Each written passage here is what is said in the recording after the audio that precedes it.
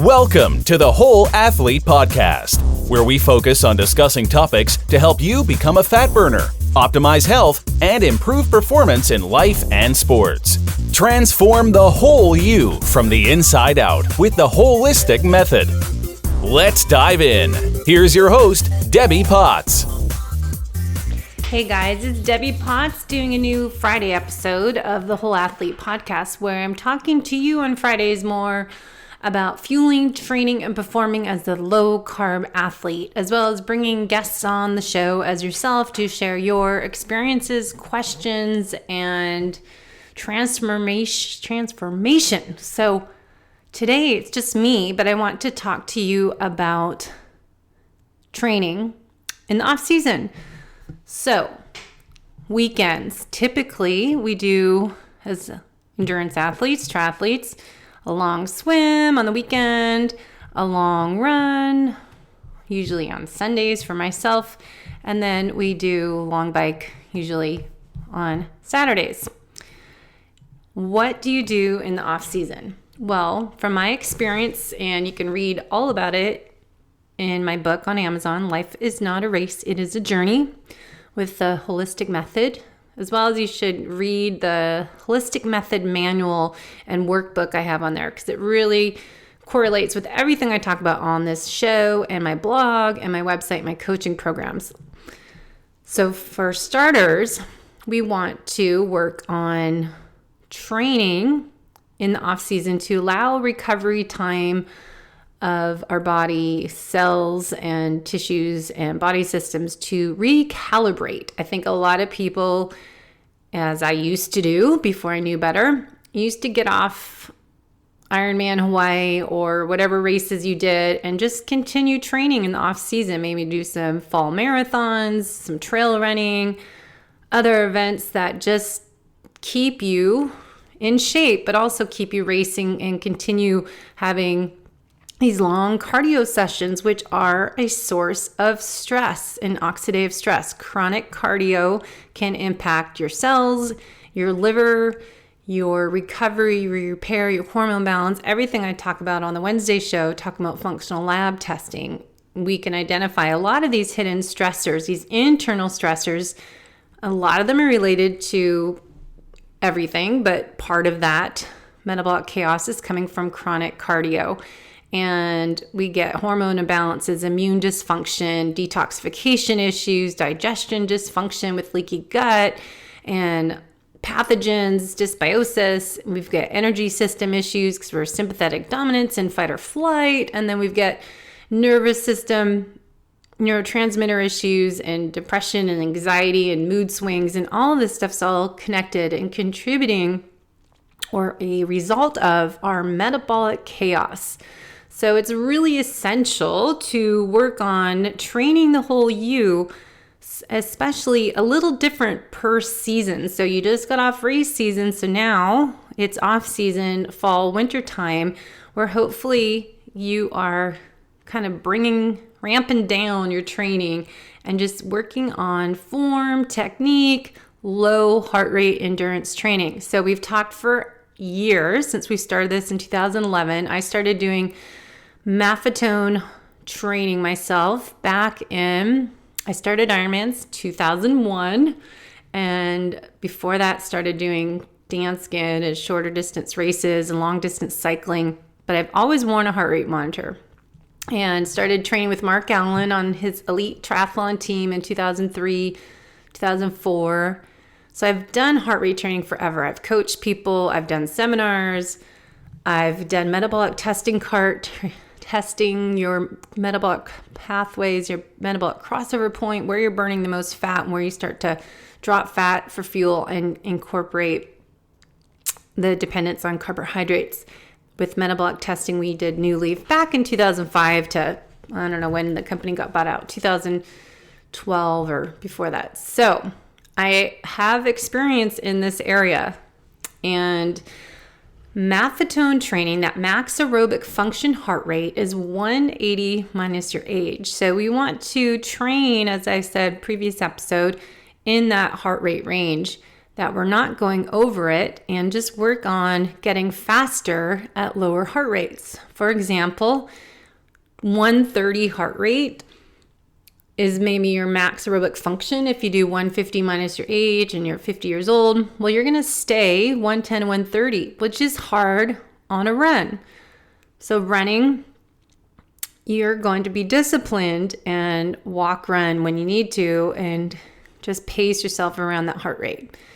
Now, biking is a little easier. I find doing some off-season training, riding based on the weather. We're in Seattle, so I kind of like a little warmer, drier weather, but I actually went out this past weekend. It was cooler, and I'm back from Hawaii, so I'm kind of used to, my body likes the warm weather, but I had to pull out those fall weather booty covers and my long gloves and my many layers and hat and get all set up. But riding outside is so much more enjoyable to me than riding on a trainer or doing SoulCycle or Peloton bike. I need to go outside and get the fresh air. So I'd rather go complain for 15 minutes and then enjoy doing a 2 to 3 hour ride in the off season and keep up some fitness level, but also because we love it. It's our happy place to be outside on our bikes. So 130 is what I try to stay at. I was riding Saturday, 110 to 130 heart rate.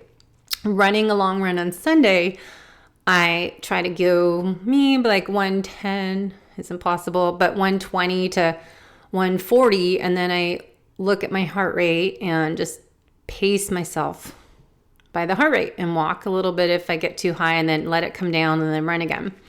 So let me backtrack to my list here. So if you're training for endurance and working on maintenance, you want to work more in technique and form on your swim, bike, and run, or maybe you're just a runner or whatever you do.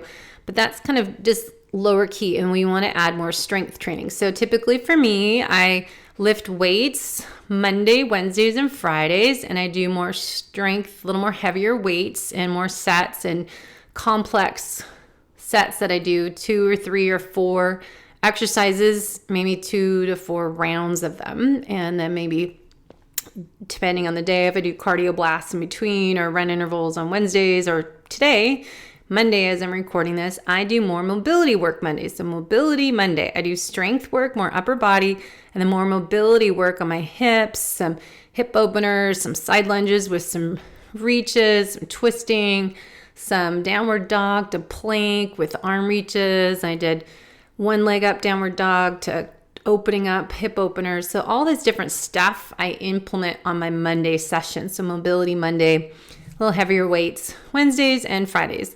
So my off season is a little more focused on strength, and then swimming, maintenance. I need more drill work and form. So I've been swimming on my own instead of masters and just focus on technique and not paying attention to the clock and being sloppy. So working on my form a little more, and then I'll get some lessons.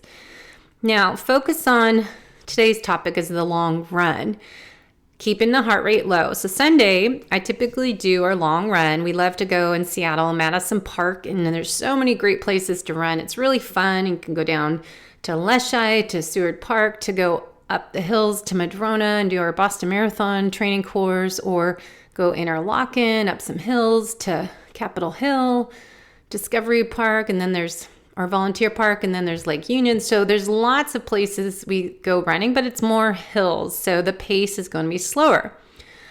On the Maffetone training, the max aerobic function training, we're going to pace yourself, as I said, by heart rate. Now let me back up. Before that, I wake up when we want to get up. So off-season training, and this is the new me versus old me. I don't set alarm on the weekends anymore. So Saturdays, I'll get up to go master swimming if I'm awake. But if my body needs to sleep in a little bit more, so be it. I will take advantage of that sleep all that I can get. So no alarms Saturdays, Sundays. Swim in the morning. Saturdays, our master swims at 7 to 8:30. And then I ride when the weather's good. So usually we're not good at riding in the afternoon. We'd rather get it done in the morning. And then Sunday long run. Now, before that, I make coffee. I do French press, organic coffee, Kion coffees from Ben Greenfield, or I picked up some great ones from coffee roasters when we travel. We love to go find the best coffee roasters in town, and if we like the coffee, we take some home. So I grind the beans so it's not pre-ground, and I don't use K-Cup, which is high mold, so don't use those K-Cup things. They're awful for you. And I do French press, so I put my coffee in, and side note, you get to learn how I make coffee. 4 minutes, you put in the coffee and then boil water. 4 minutes, it stays in the French press, and then voila, I have some coffee.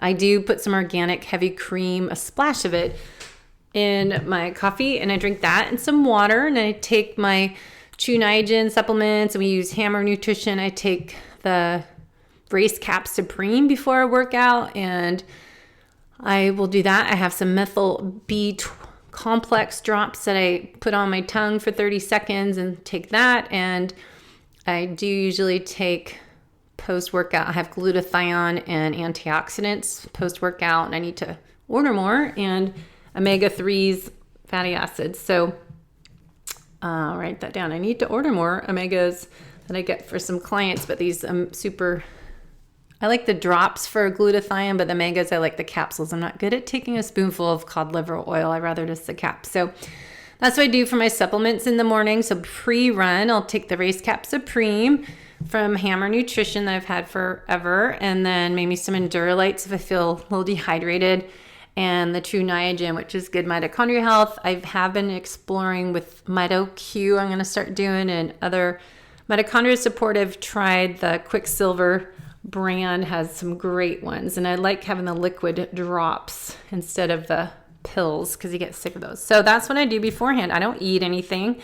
I have coffee and water. My husband just does water. He can't drink coffee before working out. And then we get to our destination to run, and I do some mobility drills. So I do some hip openers, some leg swings, some walking lunges and reaching. And then we walk a little bit, usually to a stop sign to start our run, and we go. Now, I run with my husband to start, and then I run on my own because he's faster than me, and I need to work by my own heart rate. And I'm a little competitive, so if I'm running with people that are faster, my heart rate's too high, I get discouraged and I get upset. So the best solution for that is just run at the start with your spouse or whoever your running partner is, and then take a left when they go right. So I love to go running with people in the morning, but I do need to just go by myself, and it's our own way to go into church. You just reflect on life and gratitude and get in your own headspace. So Sunday morning long runs, I go alone and just go by heart rate. Now, using the MAF training, you really, really need to just look at your heart rate and do intuitive training. So as we talk about, and I'm talking more about intuitive training, eating and performing, is a lot of that is with your heart rate. I think a lot of people don't know what it feels like to be at, say, 130 heart rate. You're comfortable where your anabolic threshold is. So I know a lot of clients train way too high of heart rate, and that's normal for them. So you may need to be that person that's looking at the heart rate and slow down and change your pace based on your heart rate. Now, I do not want you to look at what your mile splits are. I don't want you to look at what your pace is at the heart rate. You can look at your data later when you upload it to your Garmin and Strava, but focus right now on just running at, say, 130 heart rate, plus or minus 5 beats. Okay, so it's really an area of opportunity for myself. What I've learned to do the last 5 years is to look at my heart rate and not look at my pace. And what I did yesterday, I did look at how much time it took me to run. I was doing 10 miles and just having fun, enjoying my tour of the fall weather and looking at the trees. And I was going up more hills and I had some stairs and I had to pace myself. But when I got done, I did glance at how long it took me to do that. It is so mentally discouraging, especially, I'm not bragging, but this just shows you where I struggle now. And I used to do half marathons and 135, and I used to do Boston Marathon at a 312 and a 317. So I was comfortably aerobic, and I had very high metabolic crossover point, so I can burn fat at high levels up to 160 heart rate back then. And I was very metabolically efficient that I could run fast and still be burning fat. So now it's hard not to compare myself to what I used to do. And I don't give me that age excuse because I can't stand, oh, I'm older.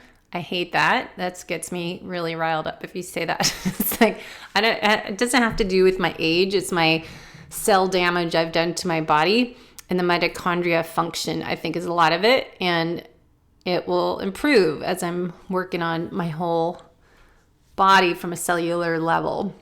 So for my suggestion to you is to look at just your heart rate. When you get to your 10 miles, don't look at how long it took you. If it's like an hour, 45 minutes, and you used to be able to do that easily in an hour and 20 minutes, don't worry about it. I think what we need to do is change your mindset, ignoring that pace and enjoying just that you're out there running, enjoying the journey, being outside in the fresh airs, that you don't have any injuries, that you have 2 legs and knees and hips at work. I have friends that have bone on their hips or their knees, and they struggle running. So if you're running injury free, be grateful for that. Be happy you're able to go outside and get a workout in, where a lot of people can't. So another thing, a lot of people have this all or none mentality that they think, well, I'm not getting better. I'm getting slower, not faster, and they just give up. And if I gave up, it's been since 2013 since my ordeal started, and I would have given up years ago. And if I didn't get over this mental block that if I have the attitude that I suck, I can't get faster, I'm so slow, I can't stand this, I would have quit running 5 years ago or more, because I haven't gotten that much faster. I have gotten better, but I'm not where I want to be and where I will be. So it's being positive, stopping the negativity, and not set our standards so high that if I'm not going to be able to run 130, 140 heart rate at a sub 9 minute mile pace in the long run, that I'm going to say, screw it, throw in the towel and give up. I'm actually finally signed up for a race next year, Ironman Canada, and Ironman or 70.3 in Honu, and I'll find another race. But for so many years, I've not raced because I wasn't good enough. I wasn't fast enough. I wasn't lean enough. And do you want to not race, or just keep doing what you love doing, racing? And maybe I just love training, not racing. But, crossing a finish line is really fun. And so if you want to keep just saying, okay, I can't train the way I used to, or I have more problems, or I have more injuries, or maybe you are not as strong or as fast as you used to be, so you're just not going to do it at all. Well, I think, maybe it's time to cross-train and mix it up, as I've done over the years, and set our training schedule a little bit differently, and not overtrain and be so obsessed with triathlon training that I see many people do, that they're just all triathlon, nothing else. We get a little imbalance in our life interests, and that's all people talk about when they're with each other. And it's just crazy how people can do that for year after year. I find that I've added a little more balance, and I'm not obsessed about it. And granted, I started racing in 2001 doing Ironmans, and before that I was doing Seattle, Portland 200-mile bike rides, and ride around Mount Rainier. That's 10,000 feet of climbing. I used to do all that stuff before I did Ironman. I did endurance stuff for a few years before I decided, I might as well start swimming and do an Ironman. So you have to just be positive. And that saying of the Kung Fu Panda, the past, and you're not looking in the past, not looking in the future, just work on the present. The present is a gift. So enjoy what you can do today, and be focused on today in the moment, and being present in everything you do, and not be so negative and self-doubt and all the other stuff we do to ourselves as type A athletes. So then going back to training, that there's this getting done the run and not looking at your time is what I finished with saying. Now, what you do afterwards, walking, some stretching, some pigeon pose, releasing the hips, some maybe holding a lunge stretch or side lunge, and pigeon pose seated or standing. And then I use Normatec recovery boots that we have at our house. And now I'm so excited to have the infrared sauna in my house, so I can use that. And I have a biomat that I lie on the floor, and you can put that on your legs or your back and get a far infrared heat or that way. So a lot of recovery. But do I eat within 30 minutes? No, I don't believe that. I think Chocolate Milk Company and Gatorade and all the companies paid for that research to say that. I think it goes to intuitive nutrition. I wait until I'm hungry. I have water, and I put sea salt, real salt, or Himalayan salt in my water, and I drink that. And I have coffee. Sometimes we do get our cheat on. Another intuitive nutrition is doing that, the 5-2 plan, which, there's a name for everything, but I've done this for years, that we do allow a little more carbohydrates on the weekend. And maybe I get a gluten-free scone that I make at home or something like that. But it is that 5-2 ketogenic cycle that I can, once you're keto adapted, fat adapted, you can tolerate a little more carbohydrates on the weekend, even though you might not need it. It doesn't mean I wasn't burning carbs on my run and I wasn't doing a high heart rate run. But if I need a little more carbs, I could, or want a little more carbs, not need, we don't need carbohydrates, but maybe you enjoy having some, it's best time to place them. That carb timing is after your workout. But wait until you're hungry. I don't think you need to eat within 30 minutes if you're not even hungry. So usually you're thirsty. So maybe start with water first and rehydrate before you start thinking of food. And then we ended up having friends come over to fix my infrared sauna, but then we had a late lunch. So I had, I wanted to have egg and bacon over a ground beef grass-fed burger patty and avocado. That's my new favorite thing. I think I could have it every day, but it's so yummy when you put an egg on that burger, slice of bacon or two, and then slice of avocados, and then put that Primal Kitchen garlic mayonnaise, or I've been using pesto. So yummy. And I had some olives in there as well, or on the side.